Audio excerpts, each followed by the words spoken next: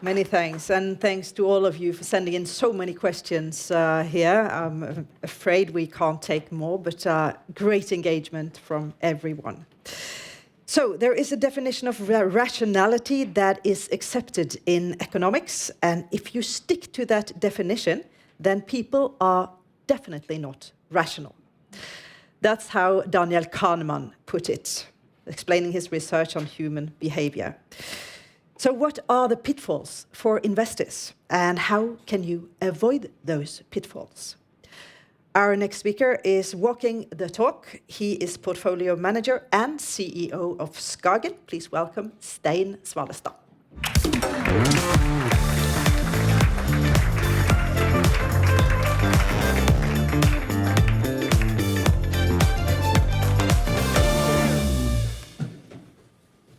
Thank you. My first year in the financial industry shaped the investor that I am today. It was 2007, and I was fresh out of uni, and I got my backpack full of lovely econ theory. But during the first 12 months, the financial markets crashed. The friendly banter by the coffee machine was replaced by jitter and silence. And I experienced firsthand what fear does to even the most professional investors. I observed high-performing investors going from calm and collected to scared and irrational. With no skin in the game yet, I let myself be fascinated. But even if I wasn't as affected as others, I also learned that I, myself, was not immune to behavioral biases. When the Oslo Stock Exchange dropped from 500 to 300 points, I did a back-of-an-envelope analysis saying that it would hit 180. And I told everyone that this was the number to look for. And 2 months later, it hit my prediction. I then entered the market. My analysis also told me that the exchange will go to 220. I then sold and was extremely happy that it hit my mark. I predicted local lows and highs 4 times in a row, leading to a return of 40% over 2 weeks. And I was sure that I could walk on water. Obviously, I couldn't. The market continued to rise with me on the sideline. And months later, with a badly bruised ego, I had to accept that I needed to buy more expensive stocks. So I'm telling you this story because it shaped me as an investor. I did something right, but I made more and costly mistakes. Since then, I have continuously been trying to learn from mistakes, both my own and other people's mistakes, in analyzing the investor behavior pitfalls. In SKAGEN, we use the Greek letters of alpha, beta, and gamma to explain the total return that clients end up with.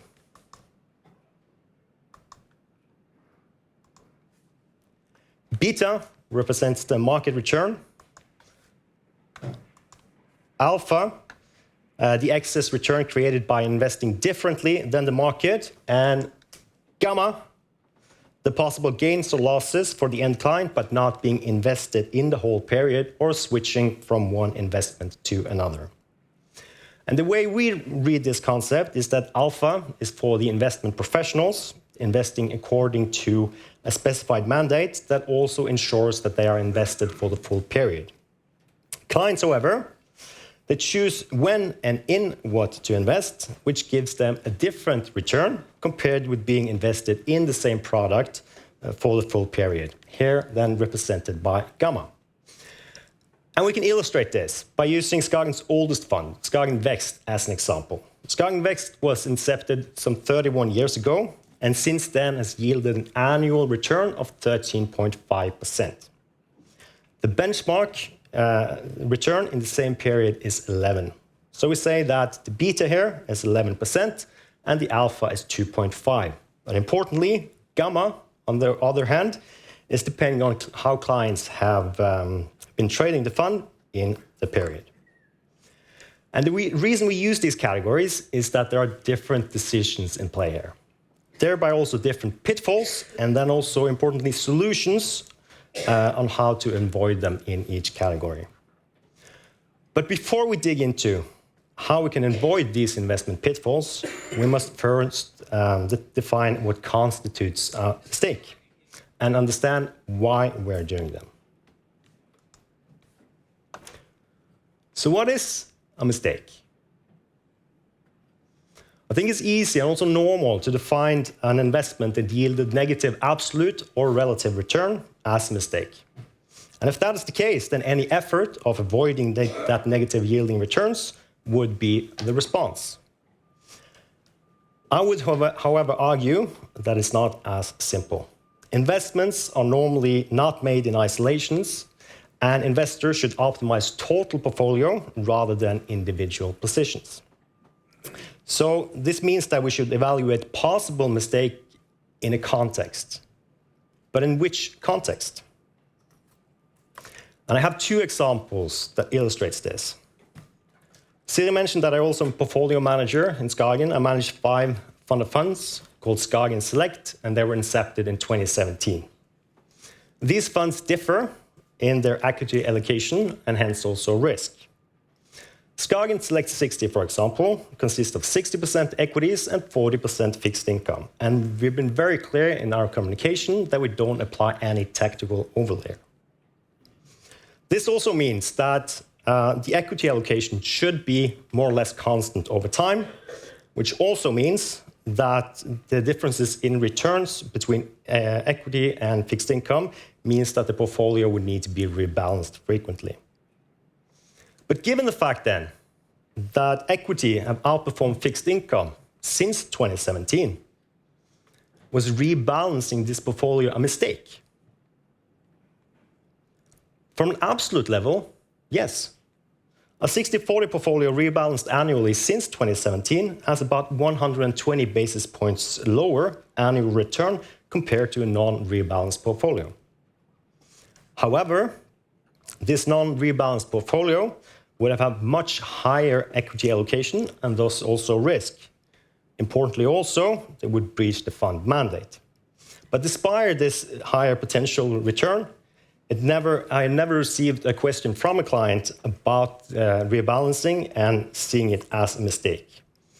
And this is because the asset allocation is clearly defined in the mandate, providing a clear context for evaluation.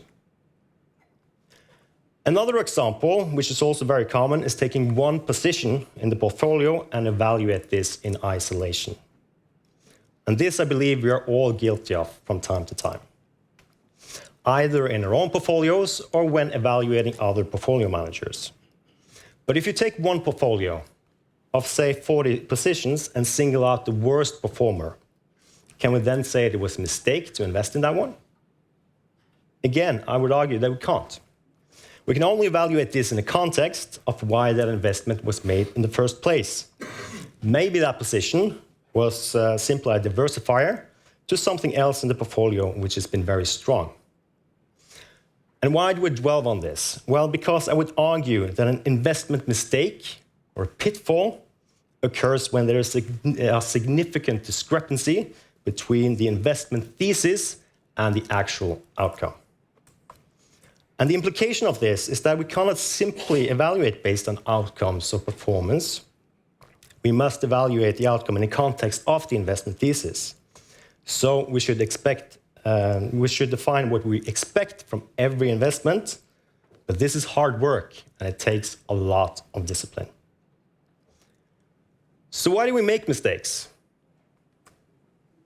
Well, because we're all human. Richard Thaler, one of the most prominent behavioral economists, was using the phrasing econs and humans to separate people from the economic literature from real people. Econs are individuals who make decisions based on theoretical principles. They are rational, logical, and always makes optimal choices to maximize their own utility. Humans are real people who often make decisions that deviate from theoretical principles, and humans are, as we know, influenced by emotions, biases, and other psychological factors, leading to choices that may not always be rational or optimal. It is well documented in the academic literature, both from lab experiments and real-life observations, that biases and psychological factors lead us to make mistakes when investing. Some examples of this have been mentioned on this stage before today, but say loss aversion, overconfidence, anchoring, and herd behavior. And these are familiar to most of you, but knowing that you might be susceptible of them isn't enough. We also need to change our behavior to make fewer mistakes.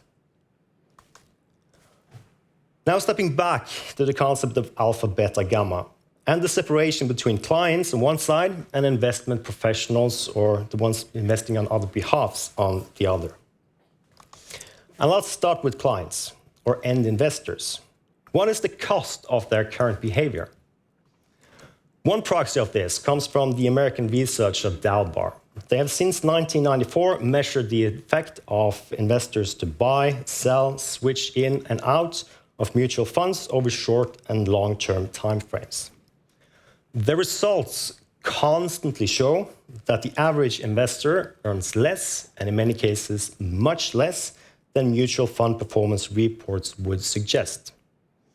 And that effect again is what we call gamma. The size of this gamma varies over different time periods, but evidence suggests that it's at least 200 basis points annually.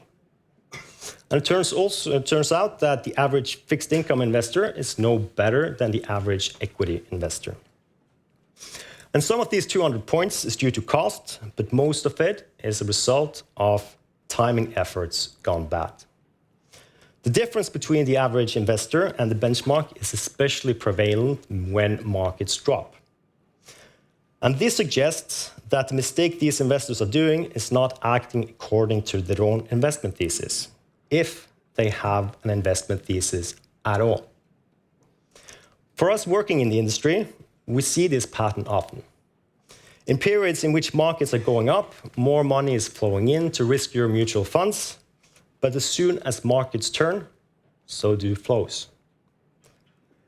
Is this the pattern of or act of rational investors, or are there other factors in play here? It is probably the latter, and in order to reduce this negative gamma, we need to act less like humans and more like econs. Any effort to set our emotions aside would probably increase our long-term returns. And there are especially two things we can do. First of all, outsource the decision-making. By defining our risk tolerance and financial objectives, we can delegate decision-making to an advisor.